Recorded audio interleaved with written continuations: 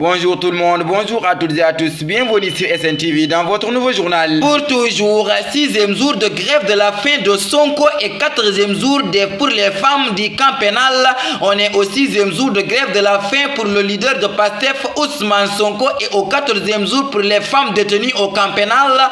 Ousmane Sonko, toujours en observation à l'hôpital principal, a repris sa diète depuis 6 jours en solidarité avec les patriotes injustement arrêtés et pour protester contre sa propre détention. Pour toujours, prière pour Ousmane Sonko, plus de 120 marabouts au domicile de Cheikh Bara Ndiaye. Cheikh Bara Ndiaye a initié une journée de prière pour Ousmane Sonko. Plus de 120 marabouts ont répondu à son appel ce dimanche chez lui à son domicile à Rufisque. Cette journée de prière est destinée à Ousmane Sonko. Plus d'1 million d'invocations du nom sacré d'Allah, zikr, sont programmées par l'organisateur Cheikh Bara Ndiaye. Pour toujours, Amadouba à Dagana, la jeunesse du Wallo expose ses doléances.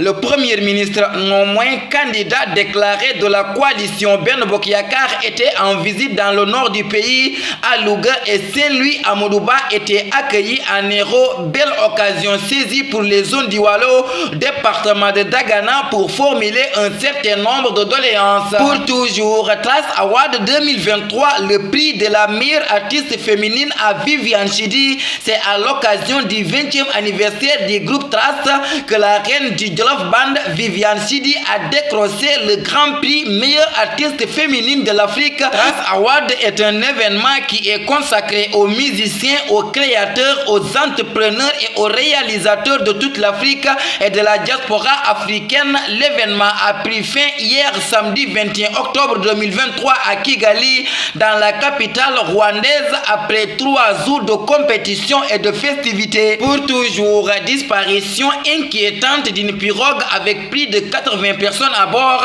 ONG Horizon Sans Frontières alerte. Le président de l'ONG Horizon Sans Frontières, Boubacar Seye, a lancé une alerte concernant la disparition mystérieuse d'une pirogue transportant plus de 80 personnes.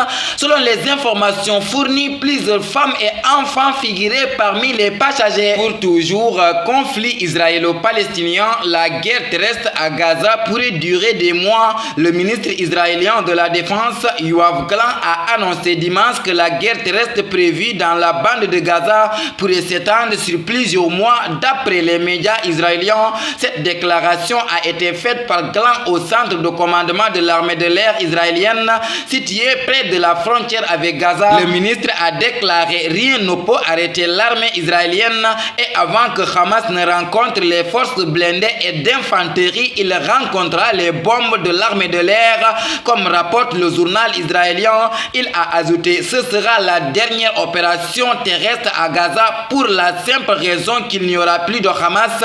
Cette guerre pourrait durer 1 mois, 2 voire 3 mois, mais à la fin, il n'y aura plus de Hamas. Pour toujours, conflit israélo-palestinien, l'aide humanitaire entre enfin à Gaza depuis l'Égypte. Les premiers camions d'aide humanitaire ont fait leur entrée dans la bande de Gaza depuis l'Égypte hier samedi 21 octobre 2023.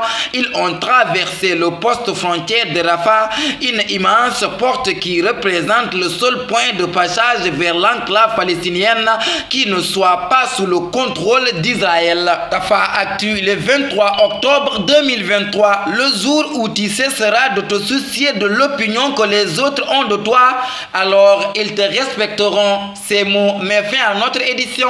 Merci de votre fidélité de rester sur les ondes de SNTV. Que la paix et la miséricorde de Dieu soient avec vous. Bonsoir.